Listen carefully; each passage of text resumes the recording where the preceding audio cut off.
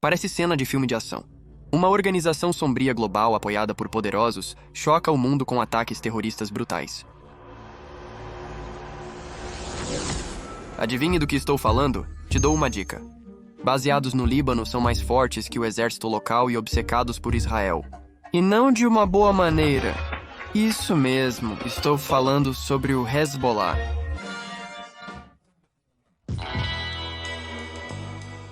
Então quem são esses caras? Ou mais especificamente, quem é esse cara e por que ele diz coisas assim? Por que um conjunto libanês é tão dedicado a destruir Israel? A resposta é mais complicada do que se espera. Então fique confortável e deixe-me revelar o ator não estatal mais poderoso do mundo. A história do Hezbollah tem início em um local inesperado. Um país não árabe, a mais de 1000 milhas de distância, era o aliado mais próximo de Israel no Oriente Médio. Algum palpite? Seria o Irã? Surpreendente que Irã e Israel já foram grandes amigos. Mas essa relação amigável deu uma séria queda quando um clérigo xiita conhecido como Ayatollah Ruhollah Khomeini assumiu o controle do Irã no que ele chamou de Revolução Islâmica. Revolução. O Ayatollah Khomeini tinha muitas opiniões fortes sobre muitas coisas diferentes, incluindo a América, que ele chamava de Grande Satã, e Israel, alternativamente conhecido como o Pequeno Satã, ou a glândula cancerígena do Oriente Médio. Encantador, não? Mas o Ayatollah Khomeini não se restringia a xingamentos. O Ayatollah nutria uma visão há décadas. Ele acreditava ter sido designado por Deus para levar a Revolução Islâmica e sua fé e política específicas ao mundo muçulmano. Qual o melhor lugar para ele iniciar? Você acertou o Líbano. Vou explicar por quê. Nos anos 70, o Líbano estava em caos. A Organização para a Libertação da Palestina, foi expulsa da Jordânia e se estabeleceu no sul do Líbano. Poucas pessoas estavam contentes, pois a Organização para a Libertação da Palestina exacerbou as tensões sectárias no Líbano, que culminaram em uma guerra civil brutal em 1975. Mas sabia que a presença da Organização para a Libertação da Palestina encantava um pequeno país dividido? Você adivinhou. Irã. Aqui está a coisa sobre a Organização para a Libertação da Palestina. Desde 1964 tem atacado Israel sem parar. E nos anos 70, os ataques vinham de sua sede no sul do Líbano. Falo de sequestros, morte de atletas olímpicos, massivos ataques de foguetes, um massacre infantil escolar. Foi ruim. Bem, para Khomeini, no entanto, estava tudo bem. Ele planejava unir-se aos grupos terroristas palestinos, colocando seus combatentes em campos de treinamento. Os palestinos acolheriam apoio para sua causa. Khomeini obteria treinamento militar adequado para seus combatentes e uma base no Líbano. Era vantajoso para todos, menos Israel. Em breve verá que o Ayatollah planejava algo grande e a Organização para a Libertação da Palestina era apenas uma fração de seus planos para o Líbano. A Organização para a Libertação da Palestina era útil, porém secular e sunita. Tinha um pouco interesse no Islã xiita de Khomeini. Sabe quem era? A vasta população de xiitas libaneses cansados do status quo. Os xiitas passaram décadas sofrendo sob o poder do influente bloco cristão. Não estavam contentes com a Organização para a Libertação da Palestina, tornando suas cidades zona de guerra, principalmente quando Israel visitou em 1978. Khomeini enxergou o descontentamento como base para sua Revolução Islâmica. As forças do Ayatollah investiram na negligenciada população xiita, fornecendo comida, saúde, infraestrutura, instituições sociais e religiosas, incluindo programas de bem-estar social. Sabe tudo o que o governo libanês não proporcionou aos xiitas. Em troca, a maioria dos xiitas libaneses demonstrou lealdade às forças iranianas. Lealdade logo trará grandes recompensas. Então esse é o contexto. Aguarde, a parte interessante está vindo. 1982, o ano do Experimental Prototype Community of Tomorrow Thriller, extraterrestre, e uma das maiores confusões que o Oriente Médio já viu. Até 1982, Israel sofreu ataques terroristas da Organização para a Libertação da Palestina vindos do Líbano, incluindo uma tentativa de assassinato ao embaixador israelense na Inglaterra em 3 de junho, que o deixou paralisado permanentemente. Essa foi a gota que fez o camelo se ajoelhar. O grupo dissidente da Organização para a Libertação da Palestina que tentou assassinar provavelmente não previu a resposta do primeiro-ministro Menachem Begin. Em menos de 72 horas após o ataque ao embaixador, os tanques das Forças de Defesa de Israel avançaram para o sul, Líbano, ansiosos para impor uma zona tampão de 25,4 quilômetros entre as bases da Organização para a Libertação da Palestina e o norte de Israel. As coisas se complicaram rapidamente. Porque, como dissemos, o Líbano estava profundamente envolvido em uma guerra civil, e logo Israel também estava profundamente envolvido. Isso caiu como uma luva nas mãos de Khomeini. Porque após anos investindo nos xiitas do Líbano, o momento era propício para lançar uma nova força guerrilheira xiita no sul do Líbano. Ele chamou isso de Hezbollah, ou em português, o Partido de Deus. É um nome bem impactante, né? Pois seus fundadores tinham grandes planos. Rapidamente, essa nova milícia começou a se impor. Em novembro de 1982, o Hezbollah enviou um homem-bomba ao quartel-general das Forças de Defesa de Israel em Tyre, matando 76 israelenses e 27 libaneses. A embaixada americana em Beirute foi o próximo alvo, com 63 mortes em abril de 1983.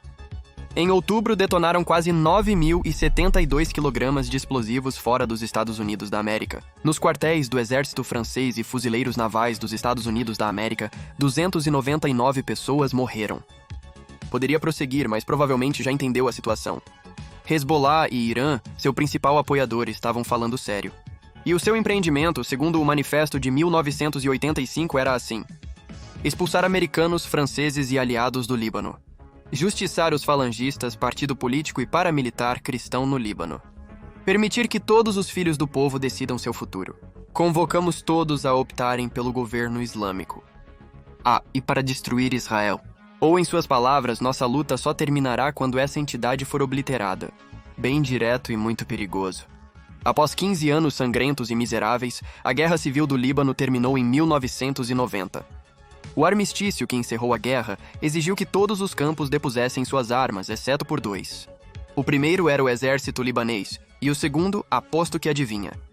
Sim, o Hezbollah recebeu permissão para manter as armas e prosseguir na luta para eliminar Israel. Pense nisso. Uma força de guerrilha, fundada e financiada por outro país, com um manifesto bastante insano, estava sendo tratada como um exército legítimo. E isso não é tudo, pois o que veio a seguir mudou o Oriente Médio para sempre. Depois da guerra, o Hezbollah focou em dominar o parlamento libanês. Em uma década, o Hezbollah se tornou uma força dominante militar e política no Líbano, causando problemas para o mundo, inclusive Israel. Mantiveram a ofensiva atacando as forças de defesa de Israel na linha de frente, disparando foguetes contra localidades israelenses e atacando israelenses no exterior. Israel não é um país que aceita ameaças passivamente. Cada vez mais, caçar operativos do Hezbollah se assemelhava a um jogo de bater no toupeira, como é conhecido em Israel. Israel assassinaria um líder de alto escalão do Hezbollah.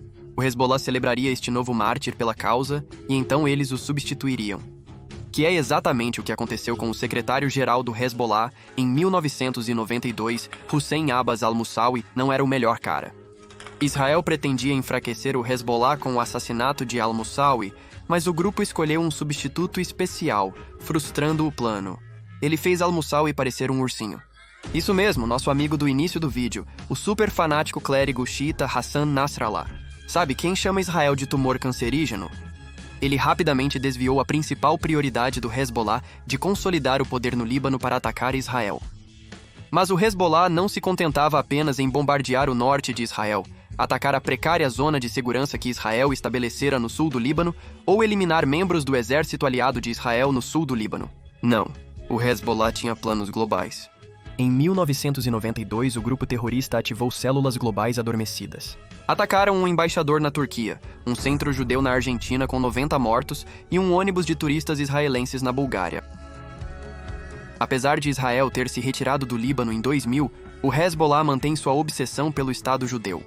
O novo manifesto de 2009 declara que rejeitamos qualquer compromisso com Israel ou seu reconhecimento. Esta posição é definitiva, mesmo que todos reconheçam Israel. Sim, foram mesquinhos ao colocar Israel entre aspas. Erro subestimar o Hezbollah, mesmo que mesquinho, que ainda recebe grande apoio do Irã. A visão de Khomeini para uma revolução islâmica global perdura, mesmo após sua morte em 1989. Apesar da economia iraniana em colapso, o Ayatollah atual destina cerca de 700 milhões de dólares anuais ao Hezbollah, e você provavelmente sabe o uso desse dinheiro. Sim, coisas militares. Esse é um termo técnico. Estima-se que o Hezbollah tenha 150 mil foguetes e 100 mil tropas, tornando a pequena milícia maior e mais poderosa que o exército libanês. A capacidade militar deles vai além de foguetes. Em 2018, as Forças de Defesa de Israel eliminaram uma rede de túneis, um com mais de 20 andares de profundidade, estendendo-se do Líbano a Israel. Os túneis, esculpidos em rocha sólida em alguns locais e grafitados com slogans como "A caminho de Jerusalém", ofereceram um olhar sério sobre a estratégia militar do Hezbollah.